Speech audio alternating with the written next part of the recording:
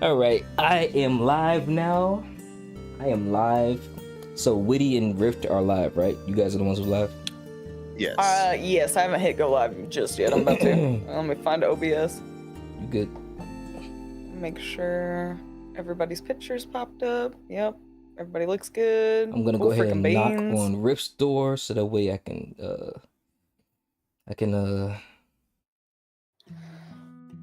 invite him to start sharing the chat.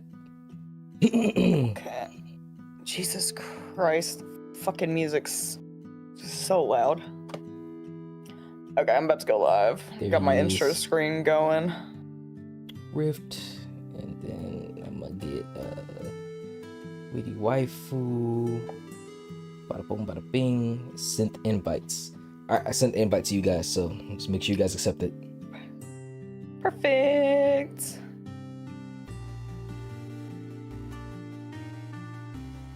The stage should be dragged. Awesome, she made it. Yeah, Caiuwus is here, guys. Yeah. Yes. For those who do not know Caiuwus, she is her own amazing streamer who does amazing things. She was actually at Streamers University with Kai Sanat and all that. So let you know right there. In my eyes, she's a big deal. I know she's real humble with everything, but in my eyes, she's a big deal. So thank you for coming through, Caiuwus. Oh, I love it. Of course. Hello. Good morning. Good morning. Do you want us to call you Kai? What name would you like us to call you? Oh yeah, Kai works perfectly fine. Dope, dude. Also, Kai, are you streaming yourself or are you just here, just chilling? I'm just here. It's way too early for my chat. They are degens. They do not wake up. W Daily Goon for them, right? True. Jeez. Awesome, man. Awesome. I'm just waiting for Witty to get live. I'm already recording and I'm live right now. And then once Witty's live, I'm gonna share chat. Oh, you're live? Oh, cool. I just seen you on the thing too. So let me go ahead. And I just got my starting screen. I'm running down my stairs super fast. I'm grabbing a bottle of water. You're good. Get your water, girl. I snuck in. Hello. What's up, Lyma? How you doing, man? Hello, Llama. Awesome. Shared the How chat. y'all doing this fine Saturday? Good, man. How about yourself? Jay chilling. Hell yeah. Just had a matcha. I'm in share chat. Nice. All right, There we go. Once Kai comes back, we'll go ahead and get started. I'll do my intro, and we're gonna be out here living good, doing our thing. You feel me? Yeah. I'm gonna go ahead and run an ad. There we go. Yeah, I need to get these pre-rolls done. So yeah. Said clown ass, witty ass. Rye is the ultimate witty bully. He's literally he exists only to terrorize Witty. Literally, me and Trial all day yesterday in Repo. There's a little love potion that you can grab, and it makes you like flirt with the person. And he kept grabbing it and getting next to Trial, and it would be like, "Witty is the cutest thing in the world." It's like, you fucking asshole. Oh, shit. He was literally made to be a troll, boy. Hey, I gotta respect the grind, boy. Oh shit, I'm glad that she came in last Nightmare's minute. here. I'm back. Welcome back. Go back. That's perfect timing, actually. Boom, about to add you in. Okay. And now, so Kai, on my end with my stream, it's gonna have your Discord like logo on the stream, and then every time you talk, your little logo's gonna bounce. So it's gonna be like a real cool like little effect that's on my stream and everything. Cutesy. Boom, you are on now. Everybody is here. Is everybody ready? Everybody situated, everybody good? I am ready. Beautiful, beautiful. Yep. Go ahead and charge this up because my laptop definitely will Hold die. on. I'm gonna mute myself and just. Take care of what you gotta take care of. That's fine. Everybody sounds good as far as vocals and levels. Yeah, put you at 90. Kai, can you speak to me real quick just so I can hear your voice, your vocal level? Hello. How's it going? Oh yeah, you pretty. Meow, meow. Yeah, you're good. You're good at 100 for me, so that's good. Good. Appreciate you.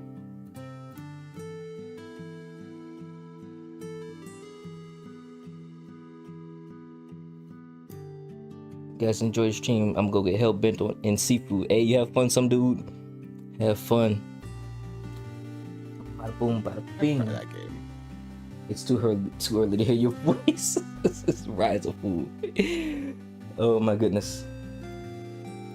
But while Whitty's doing that, I'm gonna go ahead and just do the intro. So, hello, ladies and gentlemen, boys and girls, and everybody else in between. Welcome to the Comatose podcast. It is I, the true guy, the realest guy, the ultimate guy, Mr. Malik, the realest man breathing, the Lone Stone Playboy, the champion's chariots, and the master of the mind. And we are here with episode 8 of the Comatose podcast. With me on this podcast, I have amazing creatures, amazing people here with me. I have my partner in crime, Witty Waifu. I have Mod of the Year, Mr. Lyma Green. I have my homie, Mr. Rifter, rifting apart the stream. I have Luke Skywalker's true father, Alex Skywalker. I have the Queen of the South, Miss Brenda, aka Naj. And I have a great ultimate streamer here as well, Miss Caiuwus. Everybody here is in the building with us this time. It is amazing. Before we start any questions, I want to just sit here and say thank you to everybody. Cool, you came back? Awesome. I just want to say thank you to everybody who came through today and took some time away from their busy schedules to come through on this stream. You guys are appreciated. Thank you so much. Thank you so much. So we're going to go ahead and since we have new guests, my new guests being Naj and Kai and Rift, sorry. We're going to go ahead and just go down the line, starting with Rift and then ending with Kai. Just tell us about yourselves, and then we're going to ask you 2 questions, starting with Rift. So Rift, you can go ahead and just tell us about yourself, and we'll ask you 2 questions after that. I'm Rift. I'm just a peace-loving guy who loves games and music and just wishes that the world could, be a little nicer to everybody. You know what I mean? Facts. Love it. Awesome. Woody, you can go ahead and ask him the 2 questions. Okay, dope. Hold on. Rice said the volumes are all funky on my end. On his end? Was a bit too loud? Okay. No, on my end. Apparently it's too loud for you guys, so I fixed it. Dope. Okay, thank you, Rye. Thank you. Okay, Riff, so questions for today. We have the first question is, what is the meaning behind the username? So how did we come about Paradigm Rift? What is the secret sauce to it? It's not like some crazy story, you know what I mean? Like, it's just, there's this band I liked called Liquid Tension Experiment. I don't know if anybody ever heard of that band. No, I like it though. Yeah, There's a song called Paradigm Shift. Yeah. I love that song. I listened to it so much, and I think I was listening to that song when I came up with the name, but Paradigm Shift was taken. So I had to switch it up a little bit, and it came up with Rift because I love space and cosmic stuff, because that's how I view life, a little more cosmically. Like, try to just have fun while we're here. We're only here for a limited time. Everything else isn't. That's real. No, I like it. That's I real. like it. It's nice and chill vibes, all that good stuff. I was expecting like this, well, I was once back in my day, I had this, premonition of this rift in my heart. My origin story. Yes, I was. I was waiting for some like Batman-esque, and you're just like, no, you know this band. You don't know how I got these scars. Yeah, exactly. That's what I was waiting for. Some weird ass song I like. No, I love it though. I mean, that makes it personable. It's not just like random. Trial knows ball right there. Oh, of course he does. Trial knows everything. Ball knows. Right, I need you to get out of here. It's too damn early for that right now. Oh, man. You go ahead and ask him the second question now. Yeah, let's go with the second question. So we have, what are some games you started with when you decided to stream? So kind of what was your initial game, I guess, that really kind of sparked you to be like, hey, I want to start streaming and this is going to be the game? Like, why that specific game? Like when it first came out, I pre-ordered Dragon Ball Fighters, Yeah. and I Ooh. ended up being really good at it. Good enough to the fact that I was gonna go tournament, but then COVID hit, right? And I didn't want to do the online tournament because I didn't have really good internet at the time. Mm. So I couldn't really participate well in those kind of tournaments. But yeah, I started streaming Dragon Ball Fighters because I was pretty damn good at it. Hell yes. Okay. Is fighting games like your absolute jam then? They used to be. I'm excited for Marvel Tokon to come out. That looks like a really fun fighting game with Marvel characters. And it's funny seeing Captain America speak Japanese. It's pretty. I haven't pretty seen funny. anything about that. It's Oh, awesome. you should look it up. It looks pretty. It looks wicked. It's freaking Okay, awesome, dog. okay. I was because growing up I was into like the Marvel versus Capcom, Street Fighter, arcade scene, right? Mhm. Fuck yeah. Yeah. Okay. So fighting games was your jam. And then But I'm more into like single player games, and I'm gonna get back on Sea of Thieves soon. oh, what? Are you done with the Yakuza hype? No, I'm gonna finish Zero. I'm gonna finish Zero. Then because Sea of Thieves is much better now than it has been in a long time. I loved it. I'm telling you, Rift one day sat and did all the stupid little monotonous things because I was like, hey, Fishing, yeah. show me this. Yeah, Show me yeah. the chicken fight or chicken races. Show me the fishing. It was so fun. Yeah, I get the accusations. Yo, it is so great. Oh, Trial, thank you for the 25. Woo-woo. Look at That you one, Cap. butt ass naked in here. Streaking, let's go. Streak up. Put some clothes on, guys. Jesus. Oh, I love it. I love it. Hell yeah. Oh, So, perfect. Okay, Riff. yes, sir, Rift. I'm I glad like it. you spoke and said everything about yourself. Now, Miss Brenda. I've been waiting for this day since the day you've been born, girl. Tell us about Miss Brenda. Come on, Naj.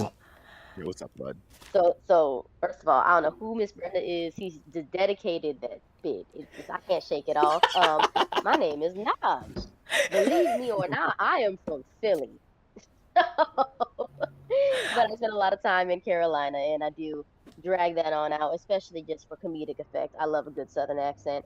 A little bit about myself. I take any side quest entirely too seriously. I will conquer it for sure. Oh my gosh, I am envious of you, honestly. That's the homie for real, bro. Hell yeah. Yes, that is awesome, dude. So, Miss Naj, what is the importance of community to you? I've always been big on community. I think I was raised that way. My dad was a Marine, and he was the Marine that always had somewhere to be. Every single weekend was a cookout. And especially with people coming in between deployments and stuff, it was nice to know you were wanted somewhere or somebody was expecting your face, or even just a plate of food with your name on it. That's a really good thing. So me growing up, I try to do the same thing. I have an open door policy everywhere I live, especially when I was in Carolina. It was literally an open door. Come in, come and go. People are like, lock your door. And I'm like, I know way too many people in this community for me to go missing and nobody have any concern. You know what I'm saying? They would find you, Whether bro. it be 3 Marine base. a.m. or middle of the day, I think everybody should have somewhere to go, talk to, and just lead on. Absolutely. Oh yeah, bro. No, I like that. Even Yeah, like it's tight knit amazing. communities are some of the best too, because like you build the best relationships with those types of people. Tight knit, all that kind of stuff. Mm-hmm. Hell yeah. 100%. I have got a girl for everything out here. And for a lot of people, I am the girl. I'll do hair, I'll do nails, we'll do facials, all the things. You got a prom coming up? I guess we all got to go all hands in. Everybody in. Oh, fuck yes, dude. Literally, man. That's what it's all about. Super cool ass person. What's going on, Low Blood Flow? Thanks for coming through and showing love, man. Thank you for coming through, Low Blood Flow. Now, the second question we want to ask you, Miss Brenda, is how can people better utilize their communities in all areas of life? we don't use our communities half as much. Hell, I would like to say a quarter as much as we should, to be honest. I think it's really easy when we get into hard times to isolate, and to a lot of people, they're like, all right, this just means lock in. No, we was not created to walk this earth alone. You are not supposed to. So for me, especially when I know people are just not having a good week or have a lot on their plate, I like to bring meals to people in my community. Just to let them know, hey, that's something off your plate, and nutrition is an important thing to help you feel like you can get through your day. I think that just existing in somebody else's presence when you don't have nothing to say, ain't nothing good going on, doesn't mean you can't just sit down, have a bag of nachos together, watch a TV show, and feel a little better at the end of your day because you didn't do it alone. Fuck yes. No, and I love you that you're the girl. You're the girl, the go-to, like, you are the person. You are everybody's person. And that's such a beautiful role to obtain and to have, because I feel like at that point you are the most trusted. I feel like having that sort of trust in someone and having the ability for people to trust in you that's fantastic. Like, there's not a whole lot of girls that trust girls that trust guys that trust girls, all that kind of stuff. So to be the kind of open door person, to be just inviting for everybody. Yes. Oh, 1000%. I'm a very confusing creature. I do all of those feminine nails, all hair, all that stuff, but I have mostly male friends. Yeah. Women are like, what do you mean you do nails? And often my homeboys will leave, or somebody they'll go know somebody at their school or in the community and be like, hey, somebody needs this done. You think you could help them out? Feel like you could. And I'm just like, that's crazy. This is a perfect stranger. All right, I'll see them at 7 on Saturday. I already told their mama. God dang yes, dude. Gratitude is like the greatest currency you can receive, honestly. Yeah. We don't barter enough. Bartering needs to come back. Yeah, 100%. Literally, man. That's the homie for real, man. We've known each other for like, how long we know each other now, bro? Like 2 years now? I feel like, 2 years for sure. Yeah, because for those who don't know, this is basically Jorge's little sister, because her father knew him via the military, so that's why we connected. While I was going through what I was going through with school and everything, I connected with her through Jorge, so it's good things. Heck yes. Yeah, so Okay, cool. full circle. Yeah, literally full circle for real, man. So I'm just glad to have people. I'm really just glad to have people that I can call like really good friends that I've known for like years, because a lot of people don't have that, where like, you know, those people who've grown up for like with friends for like 5, 10, 15 years and everything. I'm glad to at least know that I have some people that like I known for like an extended period of time, because especially with people who are military brats, like you just learn to just like not get used to being around people for long periods of time. So you learn how to roll with the punches a little bit easier. Yeah, but it's still good to have people that you've known for an extended period of time, because long-lasting relationships are so important. So important. I mean, low blood flow and I have known each other how long? 15 years now. That's beautiful, dog. Y'all family. Once you say years, you family. Yeah, that's how it's supposed to be. Absolutely. That's exactly how it's supposed to be. So I'm glad to know that there's people in the community who actually have that, and you're cherishing that. That is amazing. Miss Brenda, thank you so much for taking the time to tell the world about the wonderful world of shooting. Because everybody needs to know that. Man. The little bird said he can't even remember, dog. It's been too damn long. Yeah, it's been too damn long. That's good though. It should be like nothing but love, man. Nothing but love. Go ahead. What you was about to say something? Oh, I'm just like, I'm just thinking about like my friendships that I had for, 10, 15 years were mainly like people I met in college and stuff. And you get to the point where, I mean, it's kind of the same with high school, is you outgrow those people and you kind of grow into yourself and who you want to be surrounded by. Yeah. And I kind of realized that a lot of those people that I even 10, 15 years, I'm not necessarily friends with now because of how much of a kind of life change I've done. So having like somebody 10, 15 years that you guys have held on and just been through thick and thin with, I fucking love that. Yes, sir. That's what it's all about. That's literally what it's all about, man. Because that shows that you have good relationship skills. Because anybody can get into a relationship, but it's hard to maintain a relationship. Go give them a follow.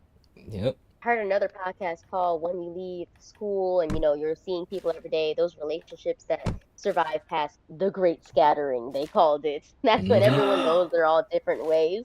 But those people that survive that, those are your basically like brother in arms. They're going through the whole thing with you. Exactly, bro. Exactly. So we got him right. We got it down packed. Thank you so much, Miss Brenda, for speaking your piece on the questions we got.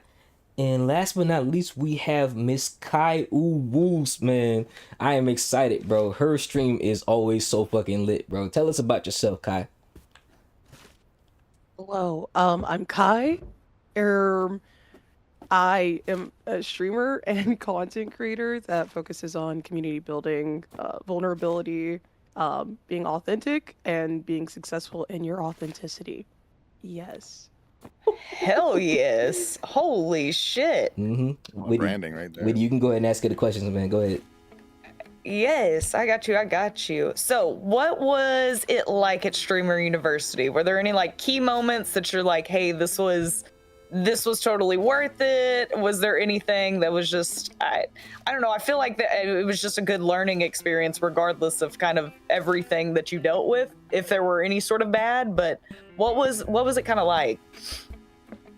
I mean, the way I describe it is like, imagine having a sleepover with like 150 creators that are all in the same mindset as you. It was like someone was up at all hours of the night. Everyone was working hard. We were all in this like very uncomfortable situation of getting flown out 4 days after finding out that you were going somewhere. Like, it's not a normal experience to have like 10 viewers one day and then 7,000 viewers the next. There is no amount of like mental preparation that you can do to get ready for something like that. No way. Yeah, it was cool. It was really nice. I think one of like the best parts about it is like now being connected with a lot of those bigger streamers that I look up to. Like Cinna, every time I see her, is so supportive and so nice and like always has so many words of encouragement. Like, I ran into, like, Rage in a Marvel Rivals game the other day, and he was like, Kai? Is that you? What the fuck? Like, hey, how are you? Like, it's just, like, people that you look up to, knowing that you exist and also acknowledging your hard work is probably one of the coolest things in the entire world. Because you know that they're watching you. You know that they're waiting for you to, like, make your moves so that they can, like, integrate you into an even bigger platform with them. Hell yes. Oh my gosh, that's so fun though. Cause like Twitch community and me being kind of fresh and new to this, I've never had a bad experience yet. And hearing that from you though makes me feel like, okay, like Twitch community is absolutely, yes, there's the toxicity of it, but there's more good than bad out of it. Oh, especially yeah, communities that are supportive like this.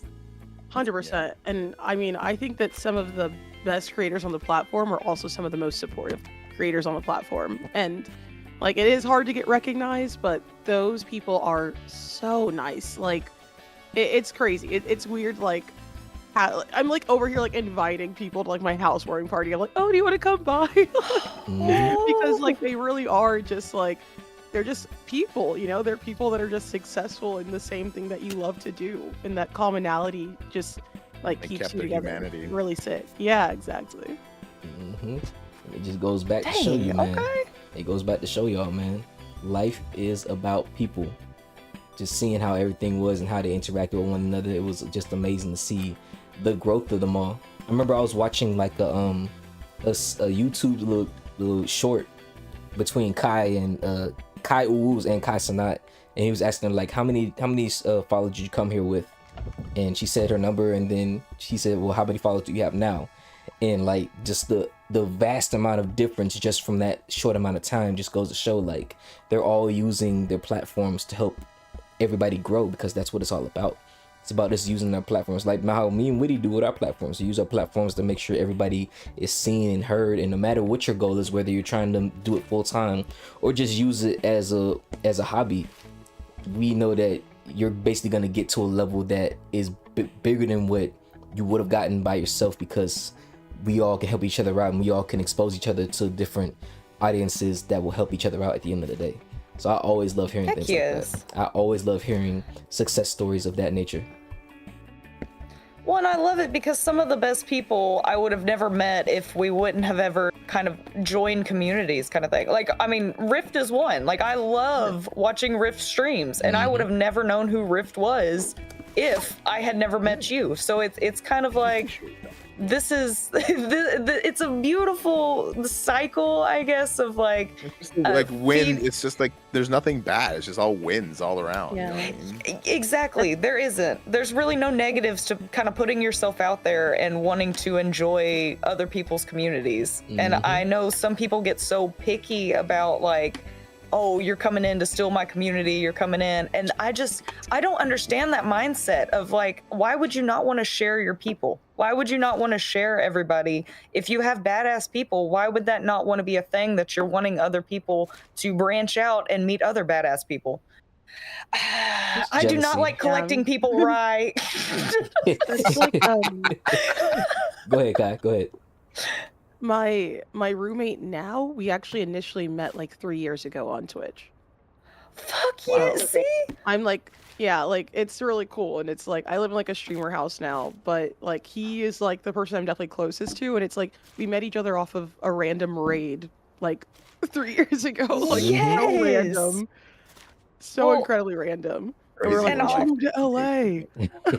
God dang, Listen, dude. You meet some of the coolest people off of a random meetup. Like me and Zanef, like I just literally popped into one of his streams one day and like I just said what's up, I'm in attendance, and then we just started following each other's streams back and forth.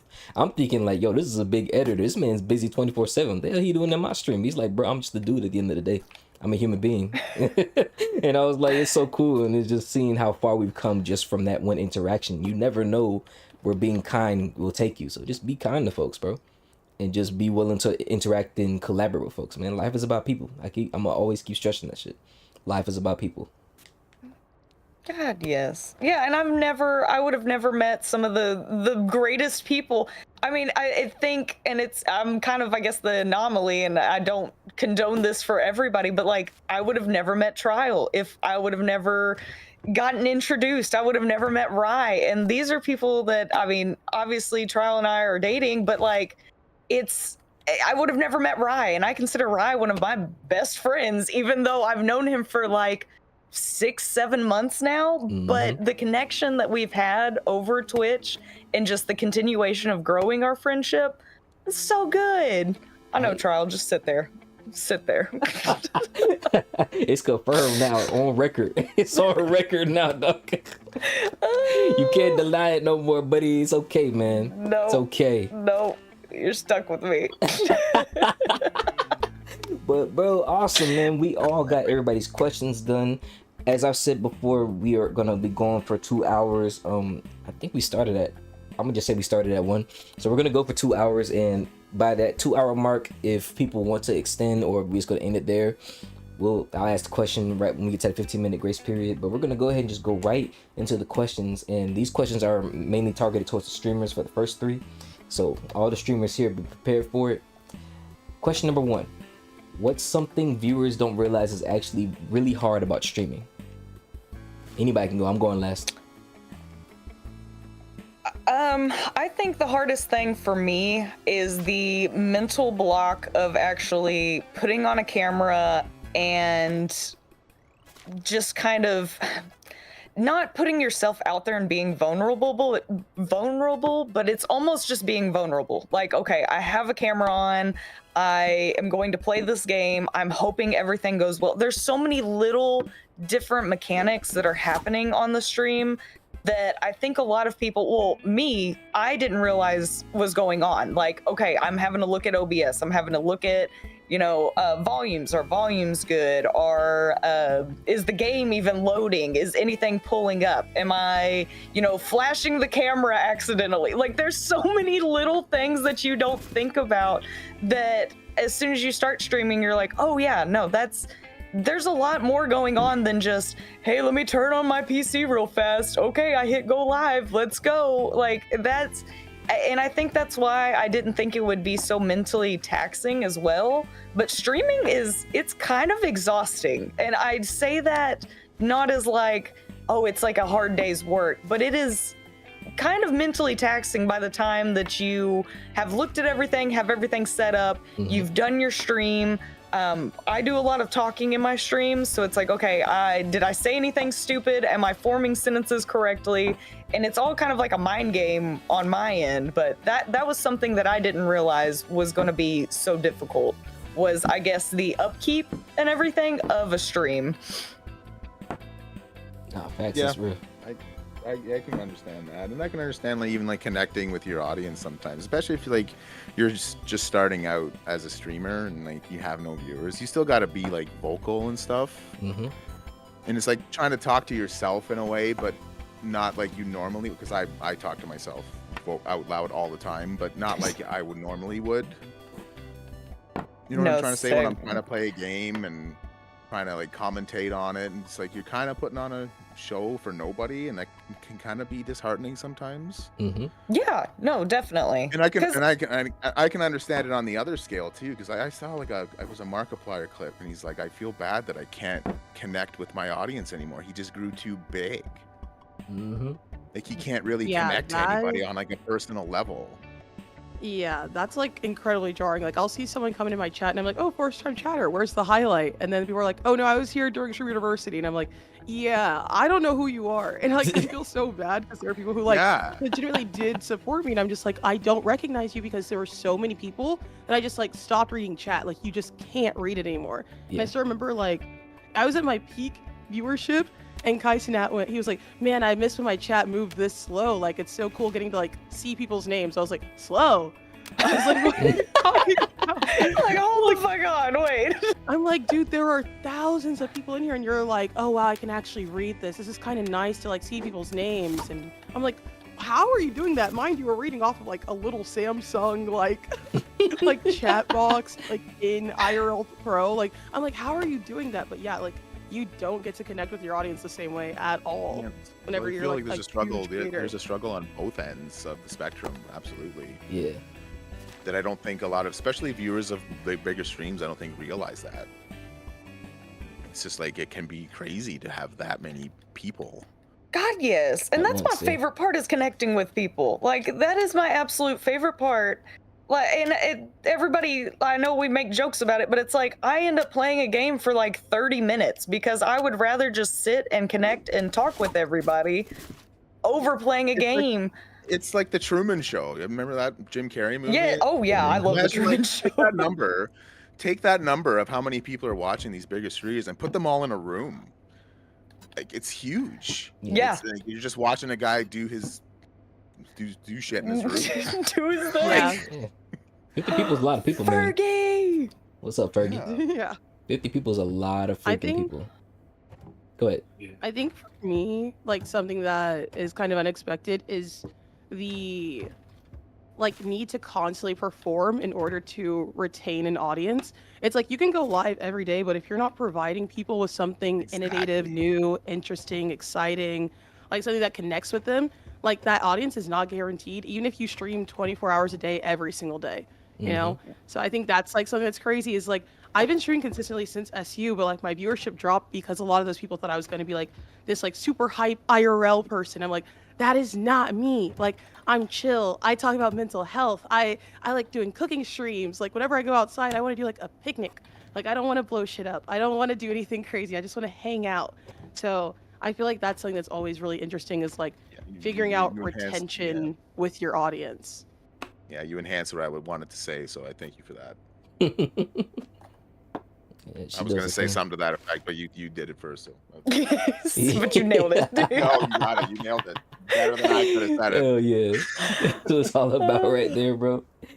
Oh, man. For me, the hardest part about streaming for me is just, man, it's really just balancing having to chat and then trying to complete the game, because I really am on some, I'm really having fun playing my favorite games, but I gotta realize I gotta entertain folks too. So I be feeling bad sometimes when it's like I'm trying to focus on this game. Like when I was playing the data.org 13 for Kingdom Hearts 3, like people wanted to see that and they loved it, but like I couldn't talk to y'all because I literally had the focus because I was getting my ass whooped if I tried to look at chat.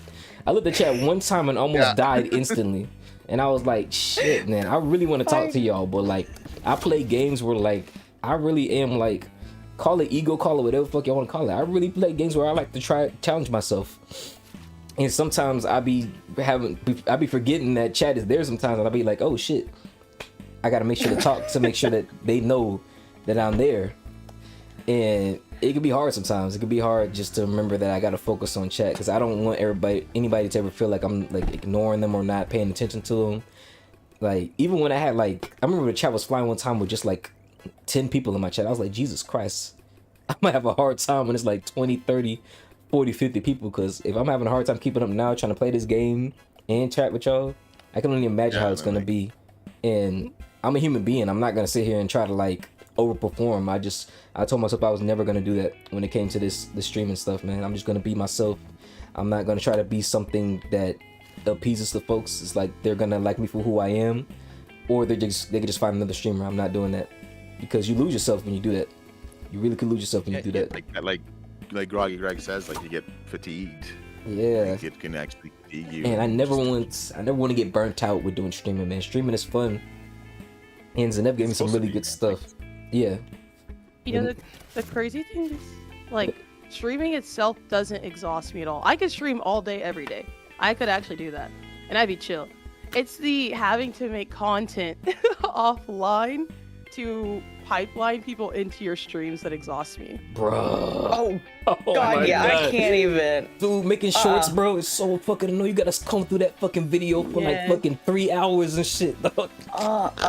You guys are stronger. Yeah, you guys are way better than me. In January, I was bodying like 10-hour streams like every other day.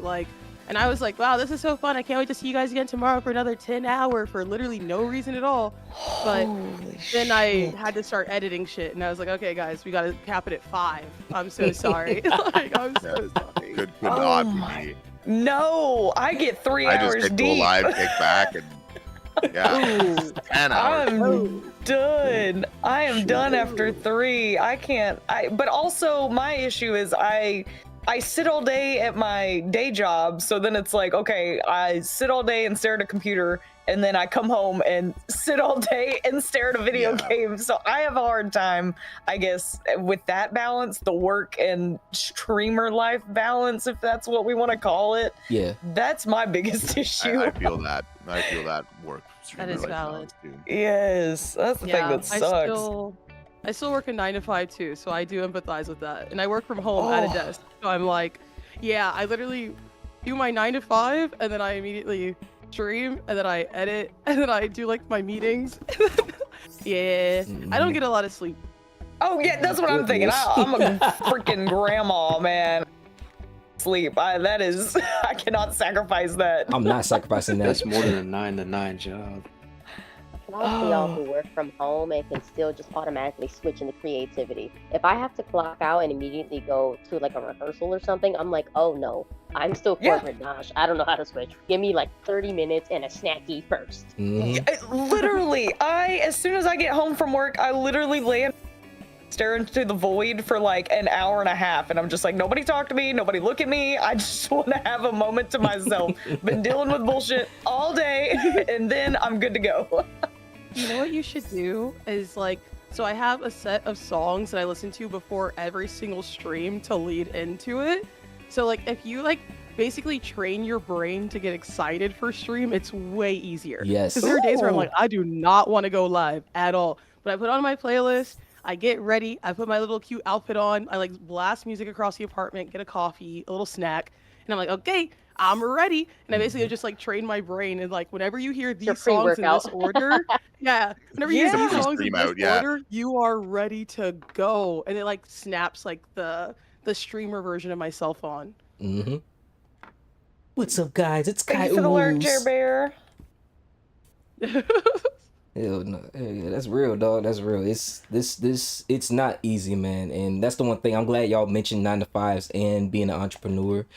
It's gonna be hard portions of whatever you decide to do in life. There's a lot of things that I really don't like about streaming and about music, but it's part of the process to make good content if that's what your end goal is.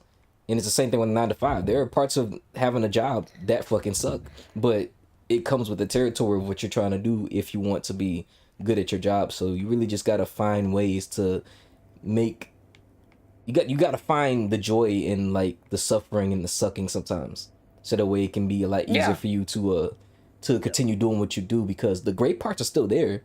You just gotta deal with the sucky parts too. It's the same anything in life, relationships, freaking money, freaking the relationship with yourself. Like, it applies to everything in life, man. There's gonna be parts of the stuff that just Okay, so pass it. that just suck, but you gotta embrace the suck sometimes, man. It's a military term, so just embrace the suck, guys. It's just like parenting. Yeah, literally. Yeah, exactly. You wanna choke slam them motherfuckers sometimes. That's why I ain't having no kids. God, no. Yeah, no, I don't even like being an aunt sometimes. I applaud parents. Maximo. Yes, no, same. Put it down. Put it down now. Stop.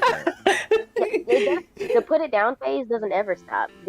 My nephew is a teenager, and I'm like, what happened to my skincare? Where is that? He was, oh my gosh, you're out of sugar school? See, what That happened is was crazy. how my skincare was set up. I needed the whole bottle, even though that I only needed like a good 1/8 of the push from my face. But you could buy some more. You got money. That's, I can hear him saying By that. the Boy. way, I don't think it works. Shout out to Maximo, man, for real. Exactly. Shout out to Maximo. Oh man, is everybody good for this first question? Oh, I got one more thing to add. I'm gonna make it real quick. Go ahead. But Gucci. the whole maintaining community aspect, like, since so many people gravitate towards your brand, you got to make sure everyone is interacting with each other in a kosher way. They're not bullying. Yes. Yes. That's another aspect that it's like, why do I have to be everyone's parent, man? And then that's why you need mod teams, and then those mods have to work really hard. Like, I feel for those big streamers that have to have like multiple mods checking out, okay, who did this, why do they do that, and happen to get like cases for who did what, who was in the right, who was in the wrong. I'm like, dang, man, It's like, look, we're all like here. all that. It's like looking at the code of the Matrix, scrolling down. It's like you can't even keep up with that. Yeah. We're just watching someone play video games. Why is it the town of Salem? Why, Can oh just my be- god. Because it's like, Why what is is it it? Salem witch trials? What it is that like these folks, that's how they really want to act, and because they well, some people are freaking insane, they'll do that in real life anyway. But like the stream and the internet is a place where like you can do whatever you want without having any real consequences, besides not being able to be on anybody's stream. So they'll toe the line and see how far they can go with their bad behavior, and if there's a person in there who's a mod or whatever that's enabling the behavior, they're gonna keep going and going until they finally get banned. And for some folks, since they're so used to the enabling stuff, they just get put in timeout and come back, chill for like a few days or a few weeks, and get back to the same behavior, man. That's why they want to act. Like a lot of folks, as much as you try to act like a lot of us are adults, a lot of us really have like childlike spirits and have childish antics, and they just want to be just childish at the end of the day. Because adulting is hard. And so they just do that Chronically, within the yeah. stream. Chronically, They just want to be childish in the stream, and it's like, bro, you still gotta carry yourself with some type of like etiquette, bro. You can't act wild like that just because you're in somebody's stream and they don't know you, bro. So yeah, that's why it's important to, like, even though it sucks, you gotta be the adult of the situation, man. And sometimes when I remember somebody asked me like, yo, how's it feel to be the one who's always the mature in the situation? I'm like, it's fucking annoying sometimes. It's really annoying being the one who has to be the Yes, it adult of the Not then who, situation. right? What If if not I me, said then no? who? It's not all that rewarding either. You just have to Exactly. take it on the chin. Yeah, it's a thankless job, but it's all part of the process, because if you don't do it, no one else is gonna do it. If everybody's acting childish, who's gonna be the adult in the situation? If not me, then who? That's a Yeah. leadership quality. Mm-hmm. Anybody else? Or is that it? I'm good. Alex, you got something, or you Gucci, dude? Me? Yeah. Me? Is it my turn? Oh, me? I would have Why to you say say- the Why you hardest say fuck part. me for? The hardest part for me with streaming, and I find it so hard to like talk to myself and entertain myself when there's just nobody there, as well as like the I guess the back end kind of stuff. I like to call it HOBS because you never know what you're gonna Yes. get day to day. God, One day yes. you'll have everything set up, and then the next day it just won't. Nothing will pop up, or it'll be like, okay, you know what? You don't get to see who your followers are anymore. You don't get to see this. And then I think it's just like rolling with the punches. It's change is like the hardest part for me because I have like the computer literacy of like a 88-year-old. Same. Back That's in my my other day. issue. Young Type whippersnapper. with your finger. Smiles. Hello, What's up, Smiles. What's going on? What's going on? But that's all I have for this one. Hell yeah. I'm glad everybody could go. So now we're going to go ahead and go to question number 2. Witty, Oh, you can no. go ahead. Witty, you can go ahead and ask this question. Yo, this is my favorite question because if you guys know me, I don't play on fucking mouse and key. So, keyboard controller, what's your preferred method of gaming? Are you guys mouse and key, or are you trying to controller every single game possible? I am controller all the way. If Same. I cannot use fucking controller, I'm not playing the game. It just was not meant to be. I cannot mouse and key to save my goddamn life. Like, and Right, so I have that's, tried. That's a very situational question for me. So like first-person shooters has to be mouse and keyboard. What the fuck? I actually get that. I get That's that. real. That's real. That's real. Because I do the You same gotta thing. be the aim. Third-person shooters, it depends, but usually I'm fine with a controller for a third-person shooter. Yeah. Oh my god. Like playing a game like God of War, I feel like would be awful on a mouse and keyboard. Oh God, yes. Controller would work better, and for fighting games, I'm trying to learn Hitbox, which is like it's like an arcade controller, but with like no arcade stick, just 4 directional buttons. Mm-hmm. Ooh. So Yeah. I'm trying to learn that. It's tough, but yeah, Isn't the It's- thumb I don't jump have or hate on something? for any controller. Oh, Isn't Rye left thumb absolutely jump on hates. the hitbox? Say again. Isn't the your left thumb the jump button? No, On the, Yeah, like Hitbox. it's like the down, like the most bottom button on the hitbox is up. Is weird. It is well, it's like a big jumping in a fighting game is a pretty big commitment. So it's like you got to make sure it's a big ass button that you know you need to press right there. You know you ain't messing up. You're not caught. You're not hitting 720 on the hitbox. Yeah. A No, lot of I people like think what hitbox is like cheating too. It's pretty funny. I like what you said though, Jer Bear.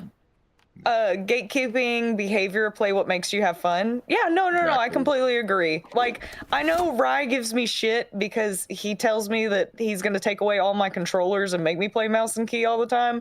But it's like, what? At the end of the day, I'm the one that purchased and spent my money on this game. I'm gonna play this fucking game like I want to play it. Like, Literally. nobody's gonna shame me because I want to play Minecraft or Repo with a controller instead of using mouse and key. Like and I love that there's now like a bunch of mods and stuff for games to where you can have like controller friendly options. I know you're gonna shame me either way, Rye, I know.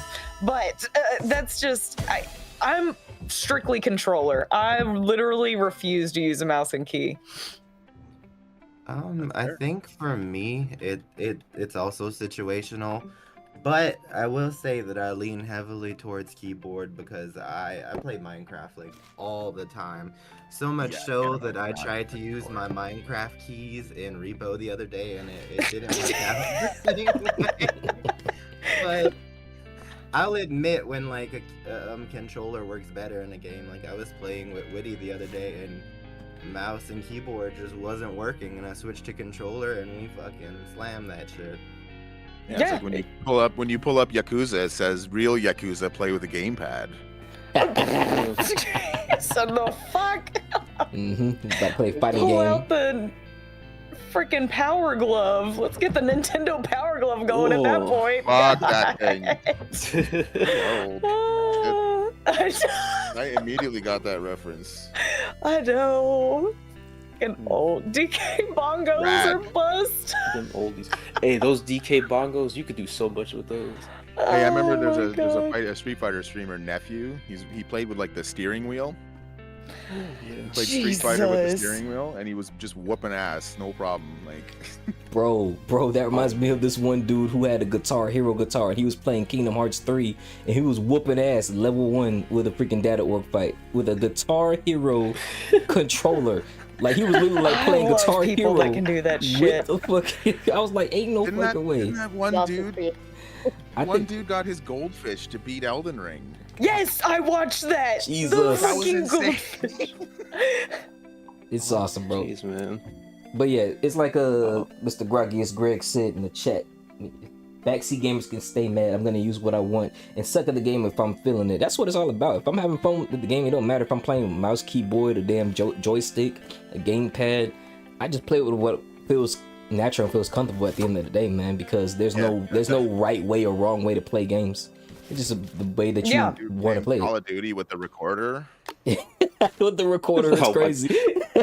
It sounds like you're making stuff up, but I kind that's- of think it's real. A recorder is What? basically a flute. That one. Oh yeah, basically. Fourth Yeah, grade. cross buttons. I know, man. But full on backseating gaming is the worst. Yeah, it is. No, Jerry Bear, I completely agree. And that's just kind of, it's just him giving me shit because that's Rye. But that's exactly how I feel. Like I'm not gonna torture myself while I'm playing video games. I love playing video games. I don't want them to not be fun as I'm playing. Like I can't imagine playing Elden Ring or Night Rain right now on mouse and key. I would never attempt it. And Elden Ring is a controller game. See, and I don't know. People may play it on mouse and key and tell me that it's the greatest thing in the entire world, but I'm just like, fuck that. I'm gonna just button mash, and I like button mashing. That's how you Each- get I to will get each you. option probably has have to advantages try and Elden Ring on disadvantages. mouse and key because I don't even own a controller. I hate controller. I don't Oh use- my, that is so wild. Yeah, I don't use controller at all. I think the only times I enjoy controllers if I'm playing something like Until Dawn or something where it's not like super like heavy on gameplay mechanics. But yeah, I have like QTE. yeah, like, I have really bad mechanics whenever it comes to controllers. Like I can't even like spin in a circle normally. Like I played Split Fiction on it and I was like, wow, this sucks. I cannot play this. It was really tough. Rye says he likes the Switch control. The Switch Pro controller is actually a very good controller. Oh yeah, it's pretty good. It feels amazing. It feels natural for Smash anyway. I'm using that for Smash Bros. Oh, I'm so glad you brought up Smash Brothers because I was just about to hop into the freaking GameCube controller argument. Like, That's a good one too. I'm a fan. ugh, I'm a fan of it. It was a good controller. it's really good for that game and probably only that game and some 3D platformers. But like, there's so Yeah, many. it was good for Metroid Prime for sure. Oh yes. There's so many unique shapes for controllers. Like I'm a retro gamer. I've held Saturn controllers, Genesis, NES, everything, and there's aspects about each that feel the best for a certain type of game. Like the Sega Saturn, if you don't know, it's like a 6-button pad. It's perfect for those fighting games, Yeah. but it doesn't have 2 analog sticks no matter where you find it. Not a good one. And then But then there's like that N64. Like, what were they thinking, bro? That was not a good controller. it's weird. Why'd you Yeah. put the stick in the middle? The controller has a dick that you have to grab, and I don't like it. You know, I wasn't gonna say that, I but don't like it. I'm just gonna call it. I'm just gonna say it like it is. Straight up. That is exactly. Got the trigger underneath it. Like, come on. Yes, I ain't trying to stimulate my damn controller while I'm getting my ass kicked. Like, no. you were like everyone's internal Controller monologue. Oh my dick. gosh. This is why I say I'm Woody's just the gonna say homie, it out bro. loud. She says what everybody's thinking, bro. Yeah, Like 64. Woody is literally that intrusive thought in real life. That's why I fuck with her, Oh, bro. don't tell her I about got- the Atari controller. Oh, I know. I know What, the what 20 I'm sorry. Atari 2600? Yeah. Hell yeah. Yeah. Joystick and one button, two-handed. Yes. Weird. What up, Ace? Hell yeah, bro. Is everybody good with this question? Everybody answered it? Yeah, I think I'm good. Yeah, I'm Gucci. Hell I think yeah. I could go on for hours. Oh, Probably yeah. Also, worth it. Smiles, I did just take out Captain Ahab. Thank you. I did it because you convinced me. So we are on question number 3, and I'm gonna make sure to incorporate Miss Brenda, because even though she may not be a streamer, I want her to answer this question as well. So for the streamers, what is the best compliment you've gotten as a streamer? And for Miss Brenda, what is the best compliment you've gotten as a person and a woman?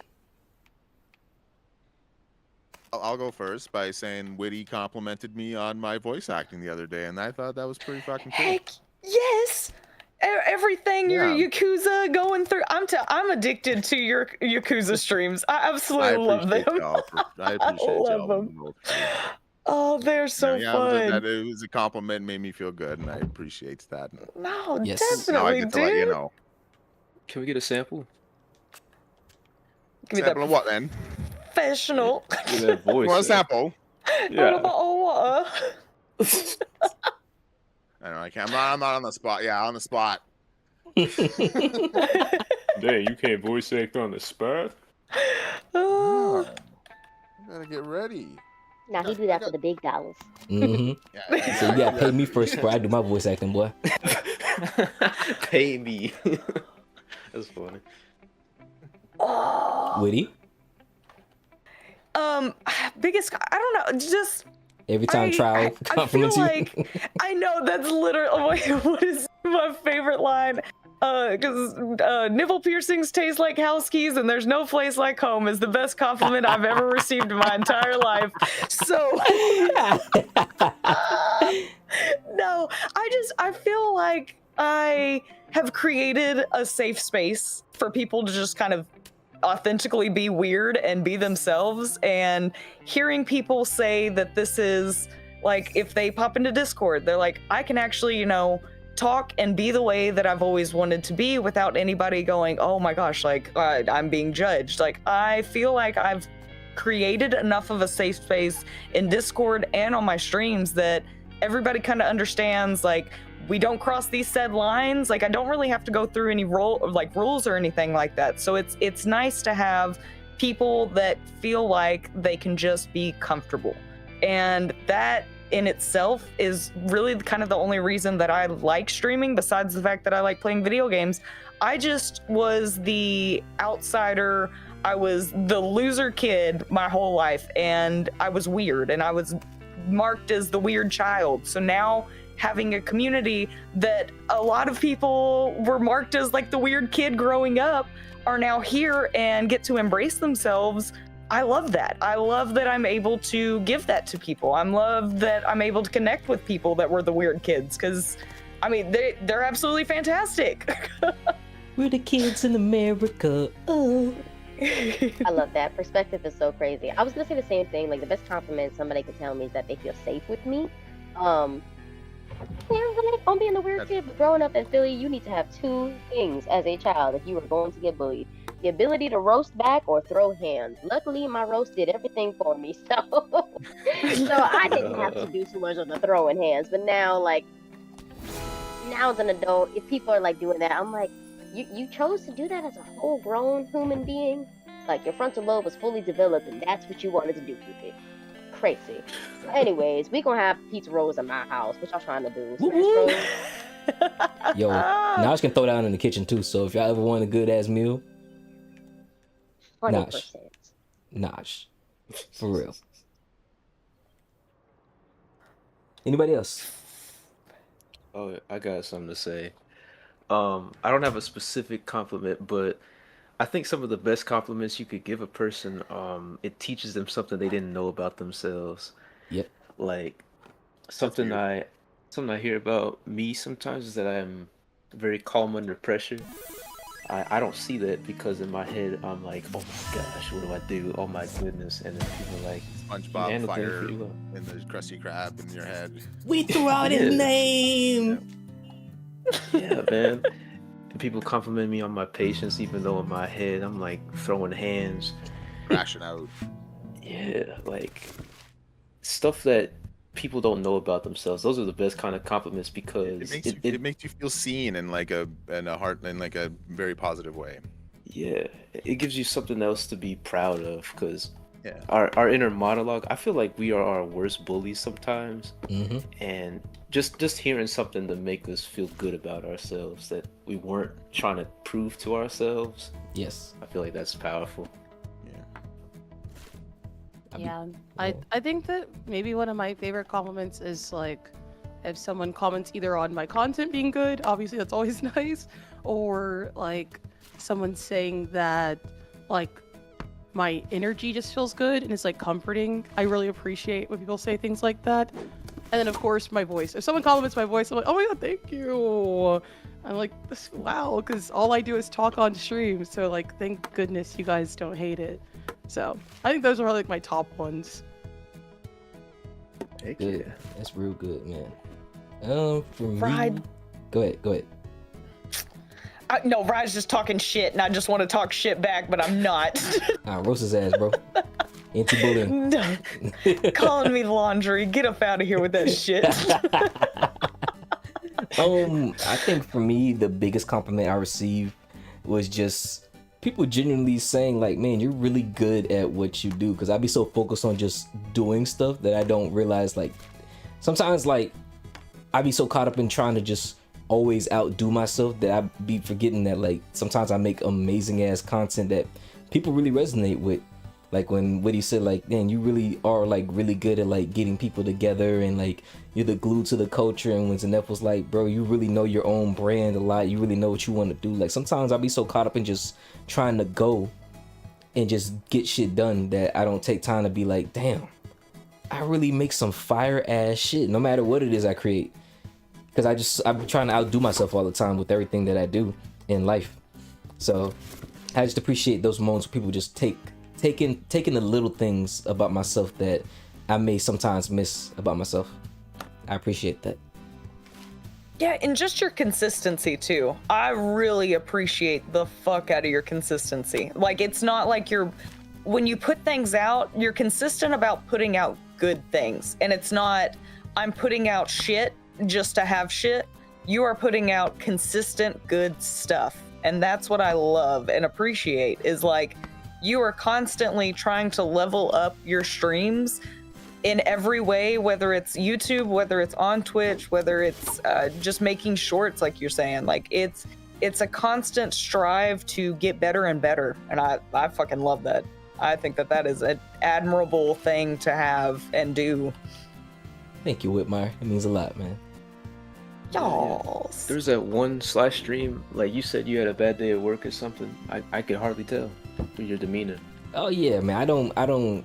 This is just me, but I don't project my insecurities on the other people, man. Like it's not your fault that I was going through a bad day, so I'm not gonna make it seem like it's your fault. And I'm not trying to make fun of anybody or trying to act like some people need an outlet to talk, but the internet is not a therapist. I refuse to use the internet as a therapist to just put out everything on the internet, because when you put things on the internet, man, like the internet is a sick place, man. It's a place where people really don't care about you. They'll laugh at your pain. They'll just really just try to take your weakest moments and just try to like turn it into something for freaking embarrassment and views. Like, and this is not me trying to like make fun of Kai or anything, but like they usually always try to like take Kai like showing a vulnerable moment of her crying on stream and make it seem like, oh, she's the crying streamer. And it's like, no, she's a human being who was trying to fucking express her emotions about something she felt very strongly about. So why are you guys trying to make fun of that? So I just really try to just be on and let people know like, hey, this is not the place for that. And I will always try to make the day better by just giving out good energy, because that makes my day better. Like I was laughing at stream because everybody was having a good time and it helped my day get a lot better, you know? No, definitely. It costs nothing to be kind, man. Mm-hmm. So I hear you guys talk a lot about this bullying on the online side of things, and it keeps coming up, this is not the place for that. Where would you guys say is the place for that? Nowhere. Because it seems like it's just internal negativity and maybe just somebody to talk to. Mm-hmm. I would say just having somebody they feel safe to talk with. That's the main thing. That's, yeah. Oh, it's right I here. feel like that's a common trait among all of us here. I feel like for bullies, I think AI technology can help them get their rage out if they got a rage against the world. You want to fry up somebody? ChatGPT, let me talk to you real quick. Generate Oh, a Lord. fictional person. Generate a fictional person. Give me an But then the image AI so I like can fry them retains up. that shit. Then you get Did the he what? iRobot situation. It's gonna be sunny over here. Ain't no way. Oh man, we're gonna Anybody advance else? the Terminator War. Oh, I haven't gone Yeah, yet we're just again, feeding so- Skynet with the rage of humanity. I think the Skywalker's got some. Yes, Alex. I would just have to say, like, Witty, like the whole safe place thing, and I guess like I'll never admit it, but like, you know, compliments about like how kind or like things that I do, and it just I don't know. I think especially as like a streamer or a moderator, I make it like a point to like hop in chat and like tell every single person that I can hi or like hey how's your day and stuff like that. I guess you never really know what kind of impact you have on people, even if it's just as simple as like telling them hi. So I guess like my biggest compliment would have to be like creating a safe place. Absolutely. Heck yes. Absolutely. It's a brutal world. Yeah, if I can just be that little bit of sunshine for somebody that one day, that's all I'm really looking for in life. Just being that, just not even somebody to vent to, but just, I don't know, if I can make you smile, that's all that I want. The Absolutely. victory. That's a victory. Anybody else? Dope. Nope. We Gucci. We chilling. All right, cool. Let's go. I'll let you say Yeah, the let's next one. do time management. How to effectively use your 24 hours in a productive way. So, kind of like tools, recommendations, even on how you guys go about your time management. I am awful at time management, so I will definitely take pointers. We got you. I feel so prepared to talk on this. I am also a virtual assistant. I make schedules for lots of entrepreneurs. Yes. So what I can always encourage is the most important thing on anybody's schedule is not, when I say time for rest, I don't mean literally just falling asleep. You need to give yourself at least an hour of you doing you and nobody else, not you doing, oh, I'm going to sit down and I'm going to eat this stuff because I have time, it's just me. Oh, I'm going to go ahead and get back to all those text messages or them 400 memes that are sitting in my Instagram inbox. No. Take time, be intentional with yourself. That's going to allow you to rest when it comes down to laying down at the end of the night. And that's going to give you more energy to get your day started. You can actually tackle all those important things you're called to do. Absolutely. That's real. That's real. Yeah, No, exactly. Something I learned about time management in some of my college courses was when we push ourselves as hard as we could possibly go for 2 weeks straight. After that, our brain kind of hits survival mode, and we're not even at the top of our game. We're kind of in a compromised state of mind. For us, we're like technologically focused. We're always on screens. My mom tells me it's important that after every hour, take at least a 20-minute break off of it. Mm-hmm.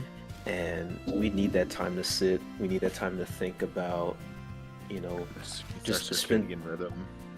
Spend time with ourselves.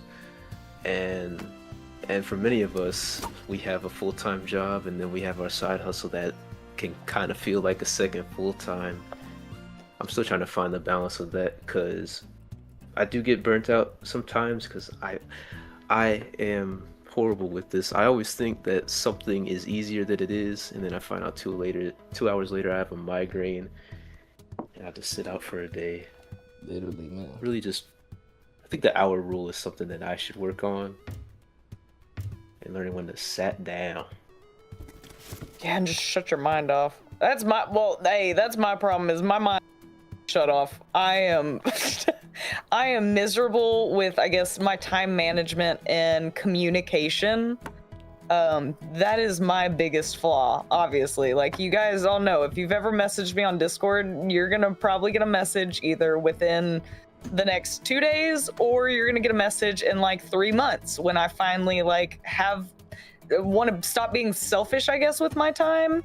And I think that's where I have issues with time management, is honestly making time for others is my biggest issue. Because I went through a like 2-3 year period where I had just gotten out of a bad relationship. I had been like kind of just controlled and everything. And then I was finally free, and being free for the first time in like 10 plus years was something so new to me that I am now having to go kind of not revert back to thinking of others, but almost having to go backwards and be like, okay, like, yes, people want to talk to you. People want to, converse and do things with you. You can be selfish with your time, but you also need to understand that you kind of have to give just a little bit of yourself to people, or you're never gonna grow or blossom that relationship. And that's my biggest struggle, I think, with my time management. Yeah. Okay, I'm really type A, so like this is my like favorite thing ever, is kind of like organizing my schedule. For one, I live and I die by my calendar. If it's in the calendar, it happens. Basically, once it gets put in my calendar, I create like, it's now like a non-negotiable for me. It's like, that is what I'm doing with that time. I'm also really big on task lists. So even though it can be overwhelming to see literally everything that you need to do, I feel like just sitting down and writing out like, yeah, I have literally 100 things that I need to take care of, but now at least I know everything I need to do, and I can like set time aside for each of these things. I also hang out with my friends a lot. I'm like really big on community as well. So it's like I do schedule out time to just hang out with my friends, and I don't feel guilty about that because I know that I've already set time aside for other things. I feel like my big thing with time management is being proactive and deciding when you're going to do things ahead of time. I also am always ahead of schedule, because then whenever things inevitably don't work out, it's like, oh, it's okay, I still have another week to take care of this thing. I will just find another slot to take care of it. I'm just very, I don't know. I feel like working a full-time job and doing content and balancing friendships is really important to me, and I'm not willing to give any of those things up. So I just kind of figure out how to fit it all into my schedule. Right. Yes, girl. I'm just a grinder. I'd rather be uncomfortable and tired now than have to work a 9 to 5 whenever I'm 60, you know? Yes. So Long-term thinking. God, and I commend you on the whole schedule thing. I couldn't do a schedule to save my life. Nope. Yeah, I agree. I am flying by the seat of my pants every single time I'm doing something, and I am so impulsive is my other issue. So it's like I could have nothing planned for the day, but then if something happens, I can immediately get up and do it right then. I'm like, okay, I'm gonna do this. Like, I have to plan everything minute by minute almost in my life. I can't do any future planning. It is so hard for me. I feel that. For me, I'm just really big on, like, one of the main things is I always set reminders for myself, because I'll get so caught up in trying to get something done that I forget that I have something planned. Writing things down is also good for me, and I have like a marker board, like a whiteboard in my room. Yeah, me too. So that way it's always in front of my face. So even if I forget about it, like, it's always there to remind me, hey, I gotta get this done. So it's always good to have that repetition mentally. And then I always have a calendar as well. So the way I know that for this month, I have this coming up in these 30 days. So that's how I stay focused. And the same thing with the task basket that Kai said, like, I have a really big list of everything I need to do. And I just put like the top 10 most important things I want to get done and focus on that. So that way I'm not feeling overwhelmed, because I can't feel overwhelmed if I have like a million things to do, because I'm the type where I want to get a million things done at one time. And it's like, I can't do that to myself. I'm only one person. Yeah, true. Right, I needed to get my oil change.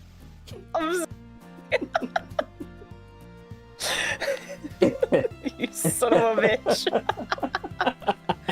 See, that's an impulsive thing. I I don't plan out, and I am also the person that is late to everything.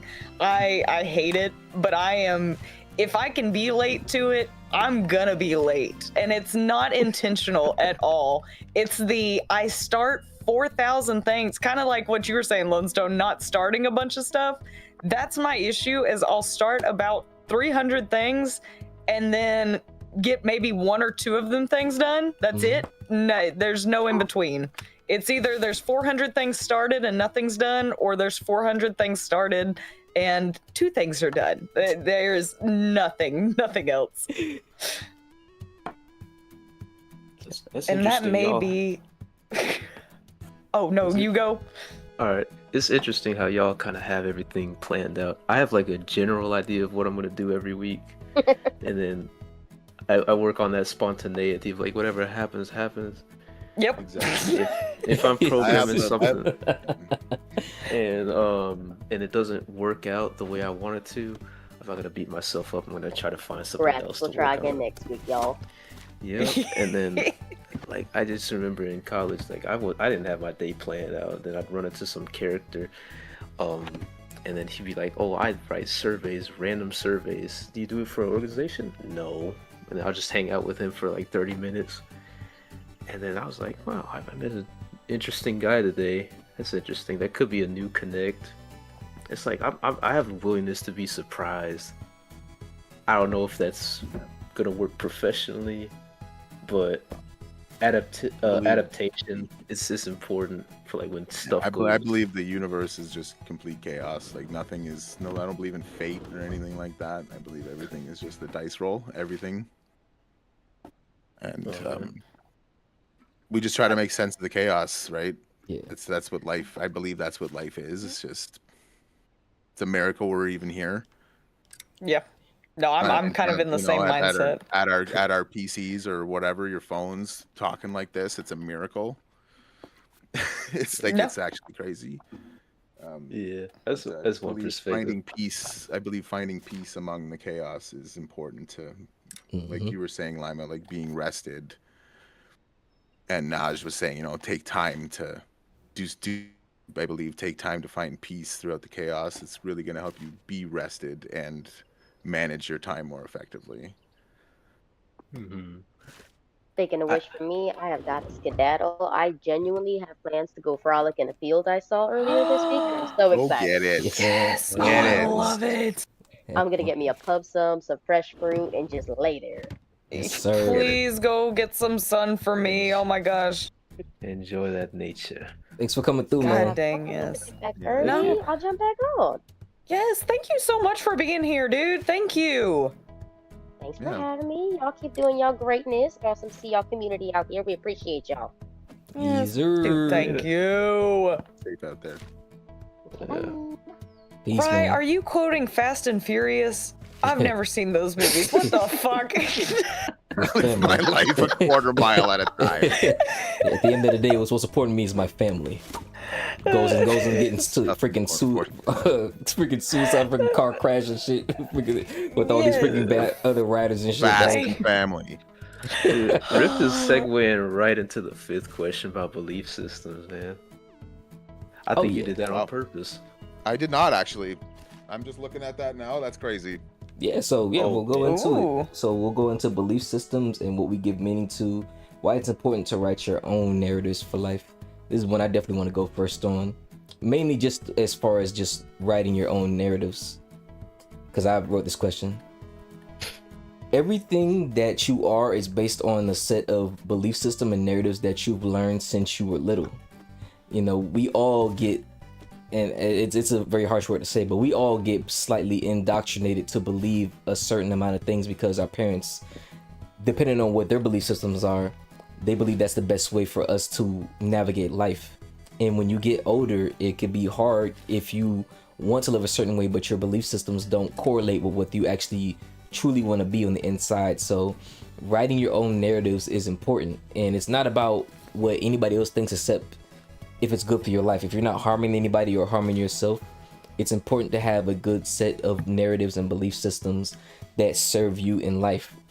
It's good to have a spiritual narrative, a relationship narrative, a life narrative, a mental narrative, and especially a financial narrative. Otherwise, you'll just adopt whatever narrative you think sounds good. And it's a journey. Like writing your own narratives, it may change if you find new information throughout, this journey of life. But it's important to make sure that you have a narrative that best serves you. Otherwise, you're going to have narratives that you're wondering why your life isn't the way it needs to be, because it's a narrative that you don't realize is basically controlling your everything in life, because those narratives are very strong in a lot of people's lives, and sometimes people don't realize that's the reason why your life may not be the way you want it to be, or it may be that's the reason why your life can be what it is to be, because narratives can be good and narratives can be bad, but it's your choice at the end of the day once you become an adult and you understand that.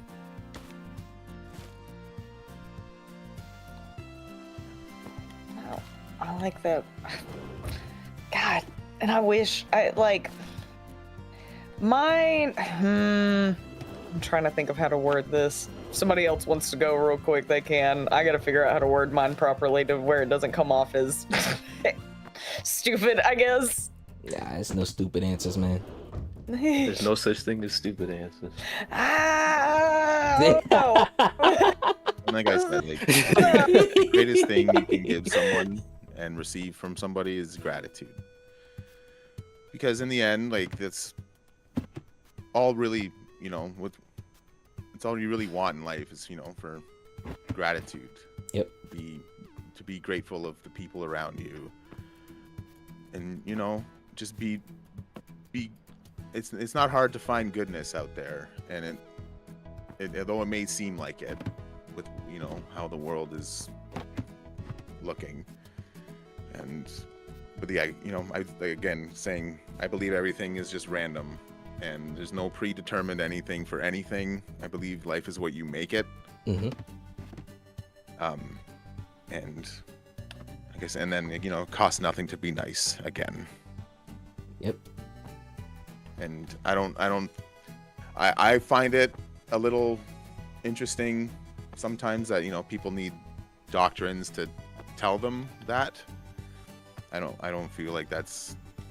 I feel like it was always inherent in me to just be good. But, no, definitely. I feel I just believe you're dealt every day you wake up, you're dealt a hand of cards you got to play. Yeah, that's real. I don't think, and you just have to make sense of the chaos that is the universe. Yeah. For me, I think that I have this very strong and firm belief that no one will ever know me or my thoughts or my reasoning as well as I do. So I have no reason to prove anything to anyone. If someone doesn't support me or they don't understand why I'm making certain decisions, I don't necessarily have to explain that to them and get them to the point where they understand where I'm coming from. I think that we have a lot of time in our lives by ourselves, especially, and with different people that not everyone knows. So it's why would I try to explain to you this one thing that happened whenever I was 12 years old? And that is part of the reason why I'm making this decision now, over a decade later, So I feel with my belief system, it's my belief system is that I think that no one will ever be able to make a decision as firmly as I can with the information that I know about myself. And I stand by that. And I also believe that everything is going to work out for me in the end, regardless of missteps or different paths that I take. I think that at the end of the day, I will end up in a very specific place in my life, and I'm not going to overthink or question the decisions that I make in my 20s. I'm a baby adult still, Mm-hmm. I'm not going to put that much pressure on myself because it's everyone's first time living life. And yeah, why would I allow someone else who's in the exact same position as me as a first time human to, think that they know better than me? So I think it's just firmness for me. I have very strong boundaries and belief in myself. Yeah. I believe, I guess, in breaking the cycle, breaking the loop. I don't want to be exactly like my parents or exactly like the next person. I want to do whatever I want to do and not think of what if I would have done this, or how would it have gone if I would have done this differently? I just want to like be brave and like do the things and try new things. Like I know 5 years ago, I wouldn't have even hopped on something like this. It wouldn't even have been a thought in my mind. I would have been so scared to even like talk to people. So I'm proud that I could like, you know, do whatever the fuck I want to do in my life, and I have to be exactly like the next person. Yep. That's what it's all No, about. I love that. It's your story. Exactly, and that's I kind of life's just fucking hard, and life is hard for everybody. And why would I make someone's life harder by not being, you know, just a kind human being? So belief of just, I don't know, like you guys have all kind of said is, I mean, we're all doing this for the first time. Why the fuck is my idea better than your idea because I feel strong in my opinion? It may not necessarily work for you what works for me in life. So we're all fumbling through this. We're all just trying to survive and make it out alive. So why not just be, I don't know, as kind as you can be for just one moment? I always make the comment that if I can just be one person's bright and sunshiny face for one day, that's all that I want in life. That is all that I want, is just not even like world peace. I feel like this is such a world peace answer, and that's why I was trying to think of a way of like not just being like, I want world peace, because I know that's not fucking obtainable. I know that that's not a thing. That is not anything that's ever going to happen. But I also understand that people live hard lives and people live harder lives than others, but that still does not give anyone a reason to be a piece of shit in life. Like, I am a firm believer that regardless of what you've gone through, you still have no right to be a piece of shit. So just being a kind human being. I mean, we, like you guys have said, we are all doing this for the first time. We're not coming back. Nobody's come back from the future and is like, oh, by the way, this is, you know, what happens to you if you do this, this, and this. Like, it is all just, I don't know what tomorrow's going to bring to me, but I do know that I'm not going to be a fucking asshole for no reason. Like, that is one thing that I can stand on and will stand my ground on. Yeah, and then those same people surprise Pikachu face when you cut them out. Yeah, exactly. And I'm just not dealing with the toxic, just getting rid of toxicity, cutting off the poison. 100%. Yeah, there's a lot of good perspectives here. From my perspective, as y'all can probably see in my profile picture, I got the Christian Kirby. It's Terminal montage, man. Yeah, a little bit, but yeah, I identify with the cross. You know, I'm a Christian, and I believe it's important that we discover instead of being indoctrinated. Because if we aren't really thinking about what we're absorbing, then we don't really understand why we're believing certain things. Mm-hmm. Like I was a church-going boy, but I wouldn't say I truly learned who God truly was until I was about 20, and my parents gave me space to discover that. Because I was listening to this one song, and I listened to the lyrics, and I was like, who said that? Did God say that, or did the church say that? And when I didn't have the answer, I came to the conclusion I didn't know about God, so I began exploring the Bible and reading, trying, and what I found were answers to a lot of questions that are really complicated in today's life. You know, I was learning about human nature. I found that the Bible was my source of answers to some of the more complex questions about why is life so cruel? Why do people act this way? What is the meaning of life? And what I found, it really, when I walk with that, it gives my life a purpose that I feel like I couldn't have come up with myself. Like, I do believe it was written by people who were inspired by God. And I do believe that there are a lot of things about morality that it teaches that could definitely help in some parts of the world, you know? And I know that a lot of people don't believe in deities. They don't know the The fact that it gave you the will to explore and learn more about yourself, like that's the thing. I'm not a religious man, but I do find that beautiful about yeah. that. And that's a good point. Yeah, this is a big topic. I didn't know where to go, but yeah, I want to comment on that. I learned that it wouldn't be love. You wouldn't have love for God if you didn't have a choice. Mm-hmm.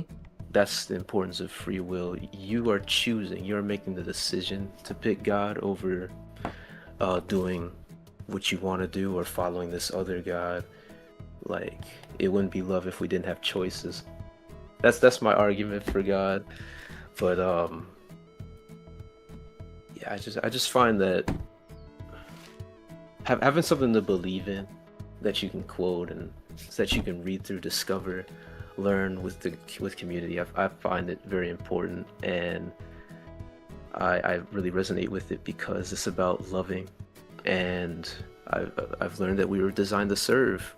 You know, Riff was talking about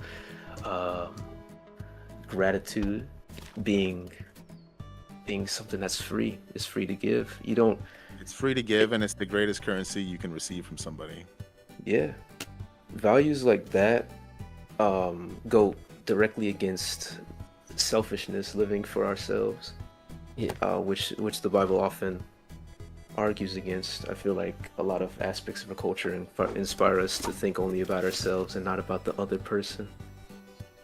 And I just resonate with that, and I want to spread the love, inspire people if I can. That's what we do. Literally, Yeah. bro. It's our whole MO, man. Love that, man. And the I beauty look at the thing- image of Jesus. Go ahead. Yeah, I look at Jesus. Jesus is the most important part of it, and this is my last point, but he was someone who gave his life away for us. Because human beings are inherently selfish. We're gonna fall short. And he was someone who didn't commit a single sin once. He chose to take a sacrifice for us so that we could be redeemed if we believe in him. And I just think I like the symbolism of it. Just someone picking us up even though he knows we're flawed. Something I resonate with. I love that, man. Love that.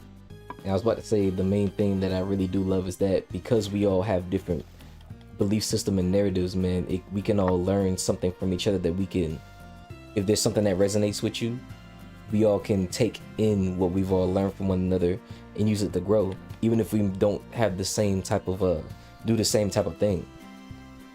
Like I said, again, I just keep preaching. Life is about people. There's something we could learn from one another that we could use to make ourselves and make our lives better and make other people's lives better. Like you say, there's all different viewpoints here, but we still sit around and respect each other. Like, to respect and to be respected it's a great feeling. Mm-hmm. And that's what it's all about. You see a lot of a lot of overlap in the themes too. Like, I feel like I resonate with all of y'all. Absolutely, man. I love it, man. Love it. Also, we are at a 30-minute mark. Everybody doing good? We Gucci. I gotta go piss girl, but we gonna hold it. Oh man, I was gonna take a pee break on this Alright. next question because I've never dated in my life. Oh, see, there you go. You're like, peace. Go piss girl. yeah. You guys gonna take like a good little 2-minute break real quick? Oh, I'll be do right we? back. I'm gonna hold it. I'm just gonna hold it. We're gonna We'll hold ride it. through. We'll ride through then. Not good for you. Just go. No, listen, I already started a round. I can't pause it. Hey, that's fine. Let's do it. Let's Woody, go into it. This is the final call. The train is leaving. No. Let's go into it. Question On number top. 6. Dating insecure people. Dealing with anxiety and insecurities. Does anybody have Ooh. any stories about dating someone who is insecure? Oh, I'll fucking just throw myself under the bus real quick. So when I first started, I didn't really start dating. Because you date in high school, but it's not necessarily dating. But when I say probably my first like real relationship was when I was in college, and that was the one that, I mean, I was in it for 10 plus years. So it was something though that at the beginning of our relationship, I was beyond insecure because I just thought that for whatever reason, I had this mindset that everybody was out to get me and everybody was going to, you know, try to ruin and be the worst person in the entire world and all this kind of stuff. So I was very, very insecure. I was the girl that was like, you can't have any guy friends, like for a long time. And then after, you know, growing up and actually like maturing, I have never been so, I guess, comfortable with myself and the idea that if you don't like me, then I'm sorry. Cool, like, then piss off kind of thing. Like, I don't have to deal with that. I don't have to deal with any of like my internal insecurities anymore when dating because of the comfortability that I now have with myself and being alone. Highs and F. But that is, that was my biggest thing is like, for a while, I felt like everybody was out to get me. And then I finally got to the point, I would say like, I'm 29, probably 30, where I was just kind of like, you know what? If people don't like me for who I am, and if people are willing to throw me away so casually, then those aren't people that I need to keep in my life anyways. So I literally do not have a jealous bone in my body, I guess, at this point. I don't feel as though I feel jealousy because of the confidence that I now have in myself. Because I know what I'm bringing to the table. Like, that was the big thing, is like, I now know I got a good fucking personality. And I also know that I have other factors that I bring into relationships that I admire in myself, and I know what I have, and if somebody's willing to throw that away, then cool, that person wasn't meant for me. On to the next. Like, and I haven't dated a whole lot because, like I said, I was in a very long-term relationship, so my dating pool is very small, but still, it's like, I would have never found that confidence in myself, though, if I wouldn't have gotten into, like, the lowest of lows, I guess, with myself. And coming out on the other end and finding like, oh, you know, I'm not just this disposable thing, but also not everybody is meant for everybody. Yep. And you don't have to be liked by everyone, and you don't have to be loved by everyone. And you also need to have kind of a guarded heart with things. You can't go in just having a mindset that everybody's going to love you, regardless if it's a relationship or friendship, like regardless of what type of relationship. But just because, I mean, jealousy can happen in friendships too. And it's like, you just have to know what you're bringing to the table, I feel like, and just be confident with that. Yep. Zenef asks, have you ever dated anybody who's insecure? I don't think so. I don't think I've ever dated someone that's insecure. Just because I was always, well, that's a loaded question, because I was always the insecure one. And now, like, I don't listen. Well, here we go. Let's ask fucking Trial. Trial, let's throw you under the bus real fast. Like, that's really my only other, I guess, kind of person that I would say got me at my most confident in myself. And I feel as though we don't together have any sort of insecurities, because he knows that he can trust me and I know I can trust him.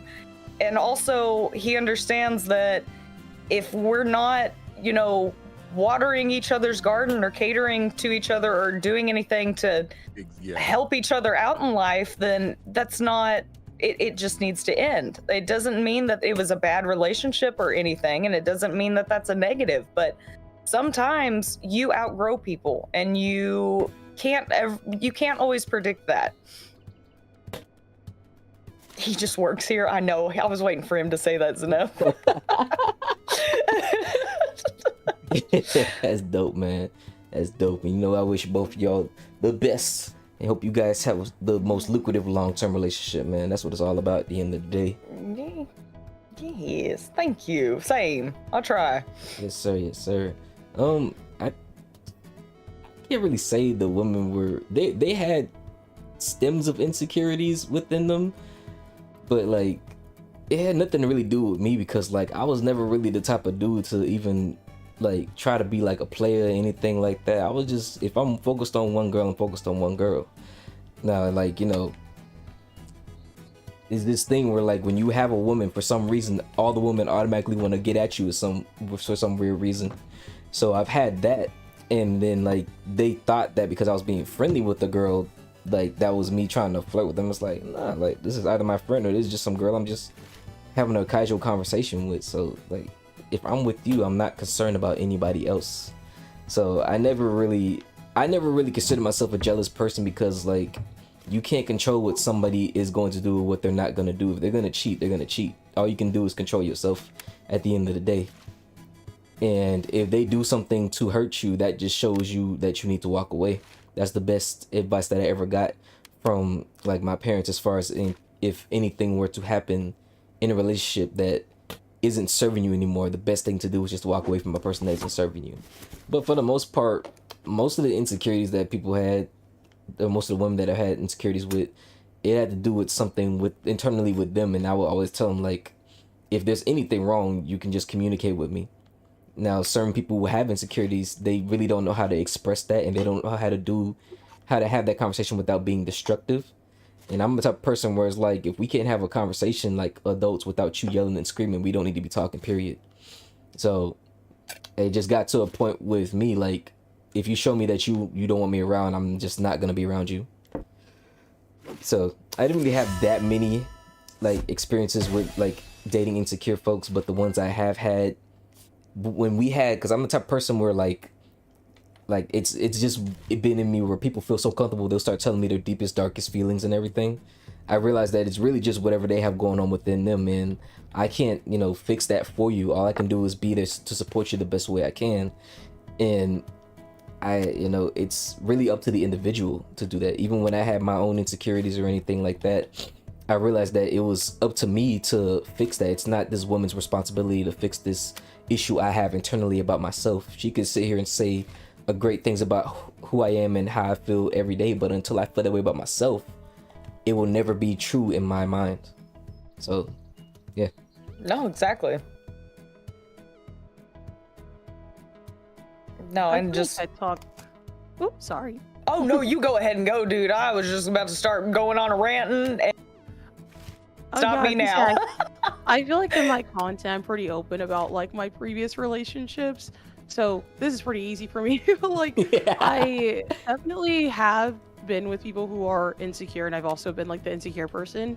I think that a lot of my insecurities have been triggered by being hurt in my relationship, though. So it's like I didn't just like date someone. I was like, oh, I'm insecure. It's like, nah, like I got cheated on, and then I was like, well, yeah, of course I'm gonna have insecurities. Yeah, you should just leave. By the way, good Yes. advice. Yes. Learn my lesson.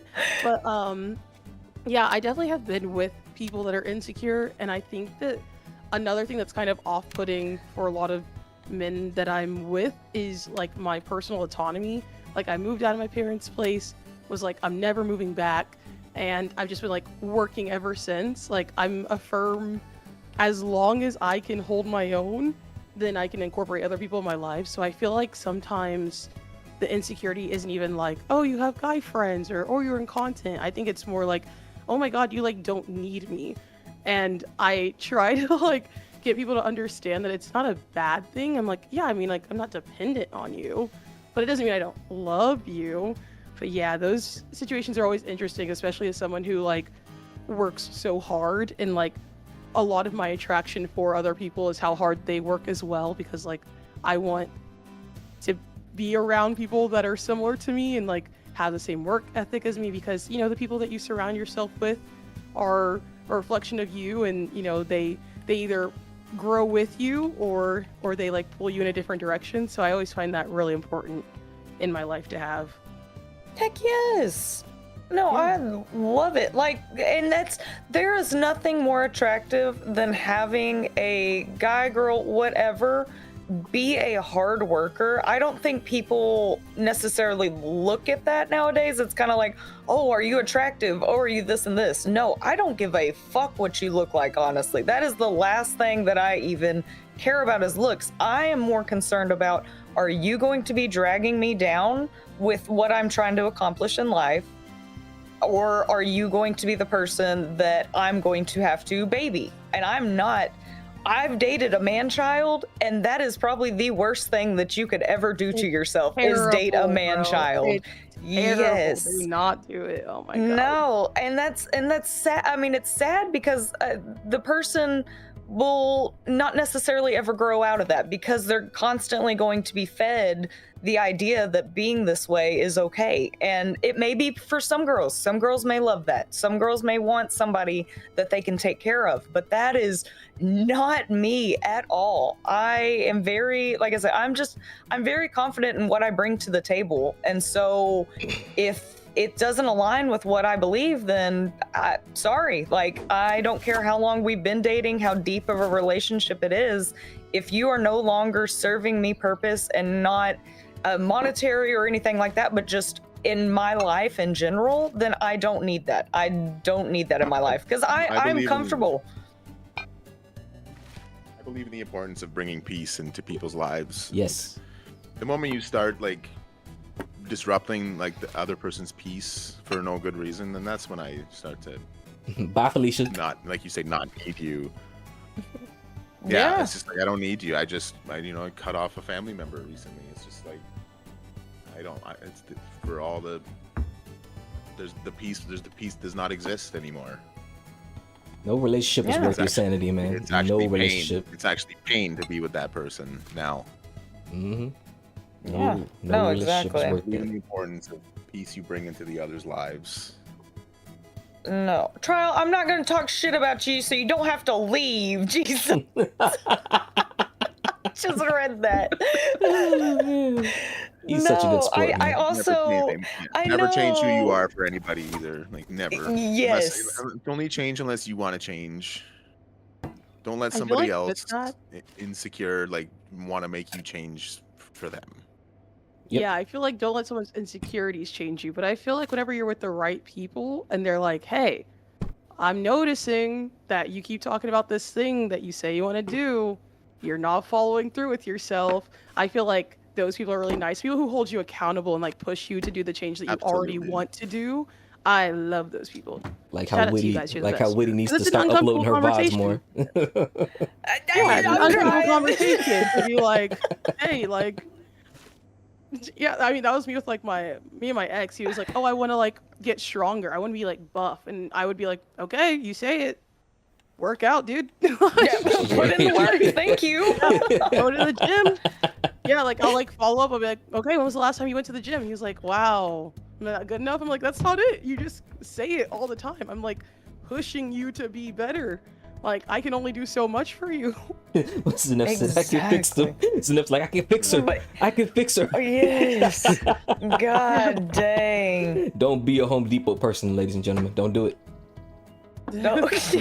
You can't fix nobody. Well, and my other, just kind of another side tangent thing that I will say that I appreciate with Trial is I'm kind of in the same boat that most of my friends are guys because I grew up playing video games. Like most girls that I went to high school with were very much I don't want to say girly girls, but I was on a dance team for my entire life. So I was dealing with most people that are on the dance team, which is kind of your stereotypical like prima donnas. And that was not me. I was the complete like black sheep in every single dance team I've ever been on. But I was able to relate to guys because it's like, okay, I fucking love playing video games. I like going outside and building shit. I like being gross and dirty. Like I'm crass. Like I felt so much more connection with guys. And I'll say Trial doesn't have the insecurity of me like doing anything because, you know, I'm hanging out with these guys. She must be doing something out and doing wild things. Like it's nice to have somebody that doesn't automatically assume the worst in you. Yep. Or even just like be upset with your individuality. Like, Yeah. you're your own person.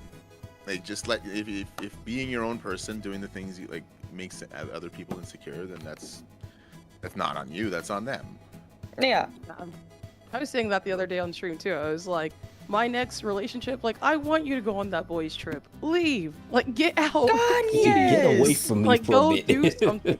Give Well, me because a it's like, break. You like. I it's feel like the important to be you. biggest, yeah, a really big thing, and I think this is in friendships, families, relationships, like all of them. Like, individuality, like, carries you so far because it's like, what do you connect with whenever you talk to another person if you're not doing anything separately? Right. Like, Yeah. you have no new experiences to bring to each other. You have no new thoughts, no new actions. It's like, no, like, expand your life, continue exploring and doing things separately too. 'Cause that's really important. Yep. No, exactly. Yeah, see, and yeah, Trial. I'd tell Trial to go hang out with his friends, his girlfriends, all the. That's not an insecurity. Like, I feel so bad, and this is kind of another little bit of side tangent, but I don't understand, and I guess it's just kind of how I grew up, is I don't understand girls that get mad at their boyfriends for playing video games and stuff. I see that that's a lot of, like, women's issues, I feel like guess, with their society has a lot boyfriends. to do with that. Oh my gosh, it drives me crazy because I'll get on Instagram and I'll be looking at reels and people are like, I'm super insecure now in our relationship because my boyfriend decides to play video games instead. And I'm just like, okay, well, why don't you just learn how to play a video game with him? Why don't you spend that time? Why don't you? But also, that's me coming from somebody who very much enjoys playing video games. And I was the person in the relationship that was like, hey, I'm gonna go play video games. Do you want to do stuff with me, or do you want to go do your own thing? Like, I was the boyfriend in the situation, I guess. Like, recording your partner and then making a reel and then shit talking them. That's like, how insecure can you be? Like, Exactly. There's a lot of people like that in the world, man, where they just feel like you're supposed to only have attention on them 24/7, 365. And it's like, that's humanly impossible for someone because to do that. everybody for has you. access to everybody 24/7. Yes. This is not the internet. This What is real up, life. V? I don't like. What's going on, I don't like the Linus? surveillance culture. Yeah, sometimes those girls What have a is point, though. up? I mean, you're gonna have to give your partner attention and time at some point in time, but it's a balance, like everything in life. You got to give your partner time when it's time to give them time. You got to give yourself time when it's time to give them time. Family, friends, coworkers, business partners, like, everybody needs a certain amount of attention and affection and time placed into them, and you got to make sure that it's balanced. Otherwise, the relationship isn't gonna work. But you can't expect someone to just always be available for you 24/7. That's not fair to that person as well. No human can fill that role. Yeah, God, no. that's a good one. That's a good one, man. Hey, we 8 minutes till. So how we feeling? Do we want to extend an extra 30 minutes or an hour, or we ending off because we got 8 minutes left before it's our 2-hour mark? I think I have to go soon. Yeah, I was like, I got stuff I need to do the rest of the day at least. But I know. I do want to comment on this question before I go. Go ahead. I do think I know why I'm single still, and I think that I have some things I need to work on. So when it comes to being the insecure person, I feel like I would be a little insecure about some aspects about myself. And my thought on dating is like, we're trying to find that compatible person for us so we can become that unit, taking on the world together. And I don't want to be the weak link, not to say she would be, but I don't want to be stuck on something emotional. And I found that with my walk, I've been kind of taking trials one step at a time, learning, okay, this is one of my weaknesses. How are we going to get through it? All right, I'm going to study. I'm going to learn. I'm going to go through this. I'm going to have to be patient with that one person. And I feel like I'm kind of leveling up so I can be prepared for that person who comes in my life. Y'all with me? Yeah. Am I just talking about? No. Okay. No, I'm riding the train. All right. Cool. Yeah, I feel like there's when it comes to insecurities, everyone deals with them differently. Some people need other people. Some people may need to process these things themselves. Some people may need therapy. For me, I'm conversational with God, and I look at Scripture to inspire me to see, well, okay, what can I do to change? What can I do to level up? So I'm like, I'm in that period of just, I don't think I'm ready yet, and I wonder if some insecure people that maybe we were talking about may need to level up before they jump into something really high in commitment. Oh, definitely. There's a lot of people that can't be alone. They can't be alone with themselves. And I think that's a huge thing, is they feel like they need the constant validation from others. And I hate that for people. I hate that there are some people out there that are, I'll call them like chronic daters, that will just go out of their way to get into relationships just to be in a relationship. Mm-hmm. And that, I mean, that is not for me. Like I said, I could be alone for the rest of my life. I'd be the fucking happiest person in the entire world, because I love myself. That was me in my 20s. I just wanted to fill the void, and I realized that. And now I just want to live peacefully. I just want to live a peaceful life, and if someone can walk beside me while enjoying my peace with me, then that's the relationship that I want. God, yes. Add to my life, don't take away. That's all that I want. That goes back into the whole thing with social media too. Social media really does make you feel like if you're not in a relationship, if you're not living that Disney fairy tale lifestyle relationship, that you're a loser. And people really they keep doom scrolling and keep internalizing. They keep seeing all these people only showing one aspect of their relationship, and they feel like they need to be in that same relationship 24/7, and it's like, that's not realistic. So that's part of the reason why I feel like people just need to go out into the real world and realize that relationships are work.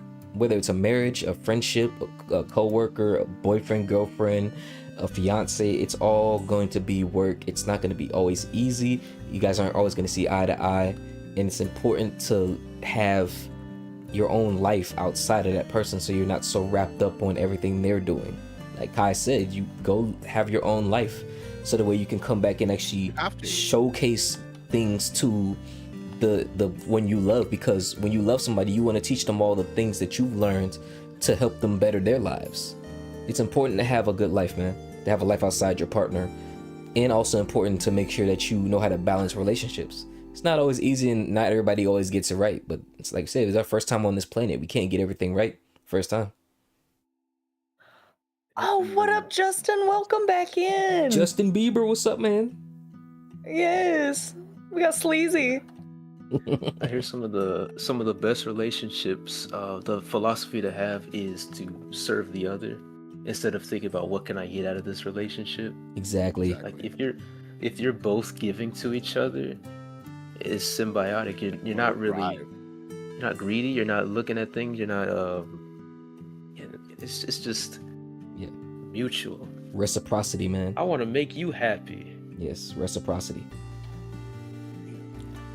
Also, V, Trial and I have not gotten to the him if he will still love me if I'm a worm, because I know damn fact that Trial would still love me if I was a fucking worm. That's true love though, bro. That's real love, man. And you're supposed to love your girl whether she at her weakest or lowest or fattest or skinniest, man. It should be love regardless, because that person, how you met them, is not how they're always going to be in the relationship. It's going to be changes. It's going to be fluctuations in every aspect of life, bro. Whether man or woman. It's not about falling in love with a 20-year-old version. Like jumping into a relationship, you can't be looking at fall in love with a certain person. You got to be like, can I live with this person for the next 30, 40, 50 years? Can I tolerate this person for the next 60 years? Growing old with them sitting on the porch. I can't. I'm gonna live on a huge plot alone. Mm-hmm. He's gonna be like Norway Homestead, boy, and then you go find yourself a wife on Discord. Like I'll have dogs, man. I'll have dogs. Yeah, I definitely want to get my own land. in the future. Find someone who will love you when you change. When you want to change. Love, I just want a damn green card. It's guaranteed. Right. Right, bro. Right, I already told you. I'm gonna either get you a nice lavender marriage going, or I'm just gonna have to adopt you at this point. It's happening. Oh man. That's God crazy. dang it. Oh my God. Ladies and gentlemen, we are at the end of the podcast. I want to say a big thank you to everybody new who's come through. Thank you to Caiuwus. Thank you to Rifter. Thank you to everybody. Shout out to my homegirl who came through, Naj. She had to leave early.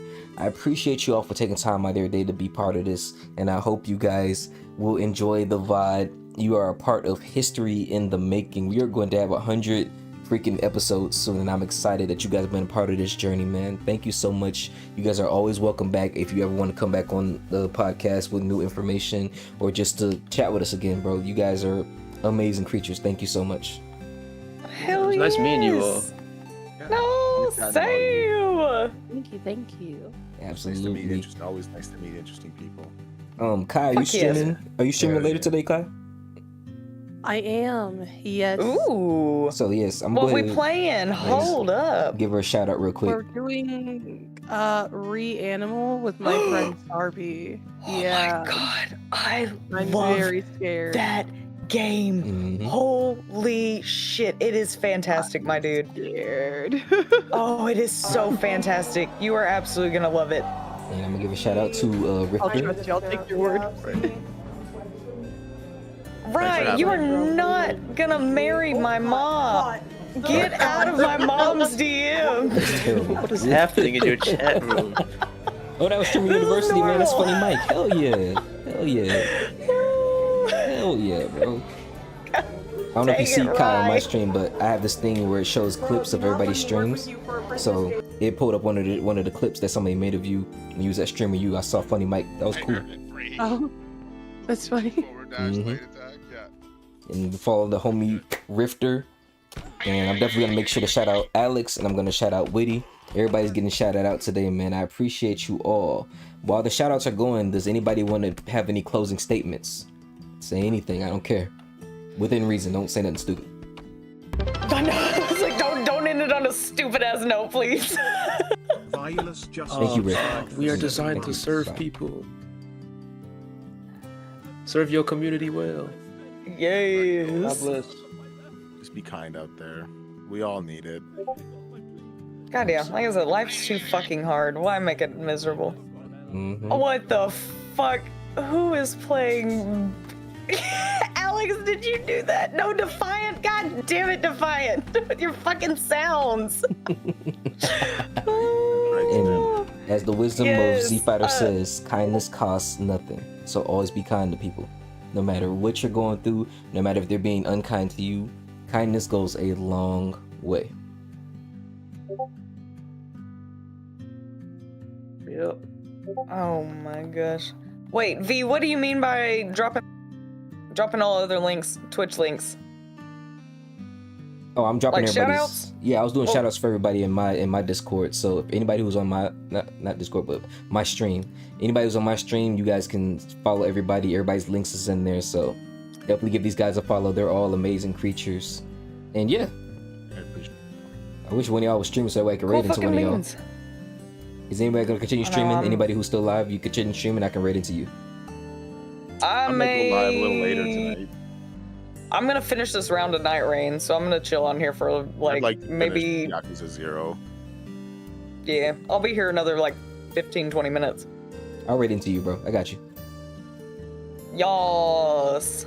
Yes, it is the Okay, end, ladies well, and peace gentlemen. out. It's I need my Yes. raid channel points. You guys have a good rest of your day. Everybody here on the stream, have a good rest of your day. I will see you guys in the next podcast. Peace out, guys. Yes, bye guys. Peace Bye. Peace out.